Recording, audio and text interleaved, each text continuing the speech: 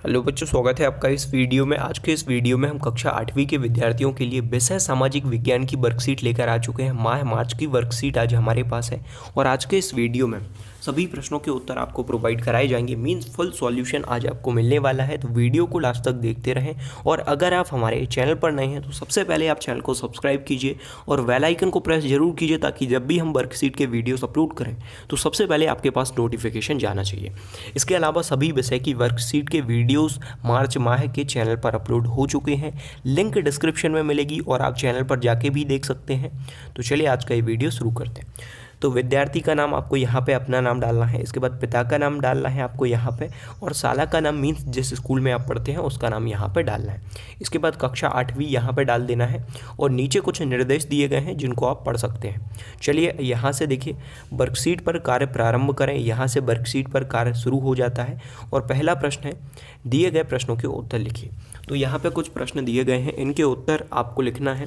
तो देखिए यहाँ पे पहला प्रश्न है, असहयोग आंदोलन क्यों चलाया गया, उसके कारण लिखिए। तो असहयोग आंदोलन क्यों चलाया गया, इसके कारण लिखना है। तो देखिए यहाँ पे उत्तर पूरा लिखा हुआ है, आप चाहें तो स्क्रीनशॉट ले सकते हैं या फिर वीडियो को पॉज करके इसका उत्तर लिख सकते हैं। चलिए अब हम आगे बढ़ते हैं। जो दूसरा प्रश्न है इसी में देखिए, गांधी जी की दांडी यात्रा का उद्देश्य क्या था। यहाँ पे देखिए पहला हमने कर लिया है, इसके बाद दूसरा प्रश्न आपको स्क्रीन पर दिख जाएगा और इसके बाद डायरेक्ट तीसरा प्रश्न हम शुरू करेंगे। गांधी जी की दांडी यात्रा का क्या उद्देश्य था। तो यहाँ पे देखिए उत्तर लिखा हुआ है, इसका मुख्य उद्देश्य था अंग्रेजों द्वारा बनाए गए नमक कानून को तोड़ना। गांधी जी ने इस आंदोलन की शुरुआत 78 सत्याग्रहियों के साथ की थी।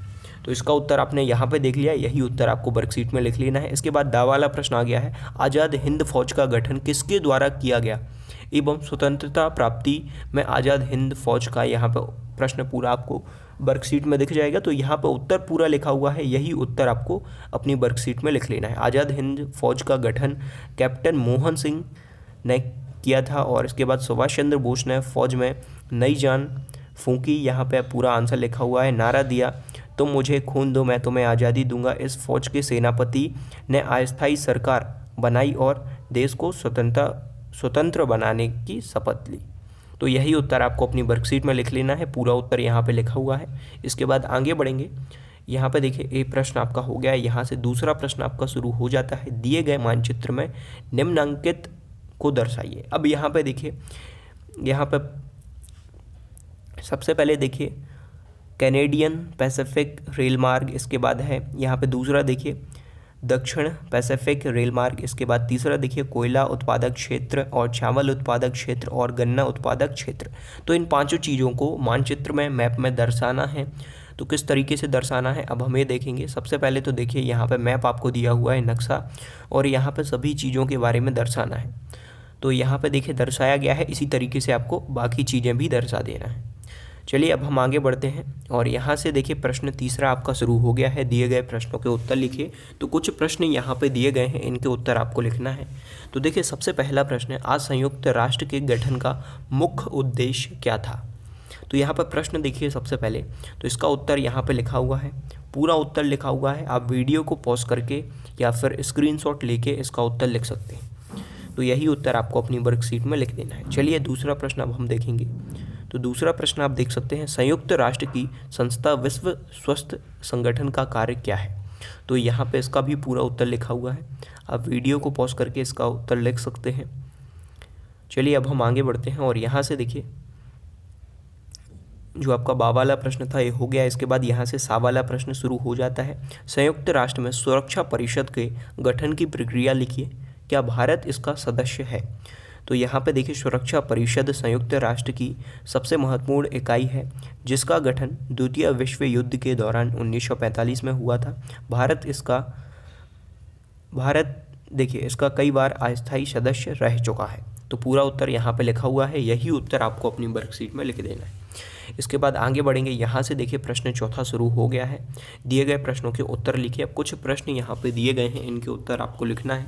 तो देखिए आ वाला प्रश्न है, थल सेना में अधिकारी वर्ग के पदक्रम रैंक बढ़ते क्रम में तालिका में लिखिए। तो यहाँ पे देखिए थल सेना में देखिए सबसे पहले प्रश्न देखिए, थल सेना में अधिकारी वर्ग के पदक्रम रैंक बढ़ते क्रम में तालिका बनाइए। तो यहाँ पे तालिका बना सकते हैं या फिर इस तरीके से आप लिख सकते हैं। तो सबसे पहला देखिए, नायक, सूबेदार, सूबेदार मेजर, सूबेदार मेजर, इसी तरीके से lieutenant 2, lieutenant 1, captain, major, lieutenant colonel, और यहाँ पर ब्रिगेडियर कर्नल, मेजर जनरल, इसके बाद लेफ्टिनेंट जनरल, जनरल, और यहाँ पे देखिए फील्ड मार्शल। इस तरीके से आपको लिख देना है। ये बढ़ते क्रम में लिखे गए हैं, पहले से शुरू होंगे, पहला, दूसरा, तीसरा, चौथा, पाँचवा, छठवां, सातवां, आठवां, नौवां, 10वां, 11वां, 12वां, 13वां, 14वां, इस तरीके से आपको लिखना है। इसके बाद आगे बढ़ेंगे, यहाँ पे देखिए वाला प्रश्न आ गया है, भारत के स्वतंत्रता आंदोलन में भारत छोड़ो आंदोलन का महत्व लिखिए। तो भारत के स्वतंत्रता आंदोलन में भारत छोड़ो आंदोलन का महत्व आपको यहाँ पे लिखना है। तो भारत छोड़ो आंदोलन विश्व युद्ध के समय 9 अगस्त 1942 को आरंभ किया गया था, जिसे अगस्त क्रांति भी बोला जाता है। इस आंदोलन का लाखों भारतीयों को देखिए यहाँ पे समाज को समाप्त करना, देखिए यहाँ पर पूरा उत्तर लिखा हुआ है, यहाँ पे थोड़ा सा मिस्टेक हो सकता है, लेकिन आपको यही उत्तर लिख लेना। इस आंदोलन का लाखों भारत को, यहाँ पे देखिए सामान्य को समाप्त करना था। यह आंदोलन महात्मा गांधी द्वारा अखिल भारतीय कांग्रेस समिति, यहाँ पे पूरा उत्तर आपको दिख जाएगा। तो यही उत्तर आपको लिख लेना है। वीडियो को पॉज करके आप लिख सकते हैं या फिर स्क्रीनशॉट भी ले सकते हैं। इसके बाद 5वां प्रश्न यहाँ से शुरू हो गया है, दिए गए प्रश्नों के उत्तर लिखिए। तो यहाँ पे जो प्रश्न दिए गए हैं इनके उत्तर आपको लिखना है। तो यहाँ पे देखिए दिए गए प्रश्नों के उत्तर, यहाँ पे पहला प्रश्न है, नकदी फसलें किसे कहते हैं, उदाहरण सहित लिखिए। तो देखिए वह फसल जो व्यापार के उद्देश्य से किसानों द्वारा उगाई जाती है, जैसे कि कपास, गन्ना, तंबाकू, जूट इत्यादि। इस तरीके से आपको लिखना है। इसके बाद आगे बढ़ेंगे, यहाँ पे देखिए वाला प्रश्न आ गया है, दक्षिण अमेरिका को जलवायु की विशेषताएं लिखिए। तो यहाँ पे जलवायु की विशेषताएं लिखना है। तो देखिए पूरी विशेषताएं लिखी हुई हैं, पूरा उत्तर यहाँ पे लिखा हुआ है। यही उत्तर आपको अपनी वर्कशीट में लिख देना है। आप वीडियो को पॉज करके इसका आंसर लिख सकते हैं। और यहाँ पे देखिए वाला प्रश्न आपको यहाँ पे दिख जाएगा। वाला प्रश्न है, इसका उत्तर देखिए, सिनकोना वृक्ष से कौन सा दवा बनाई जाती है, कौन सी दवाई बनाई जाती है।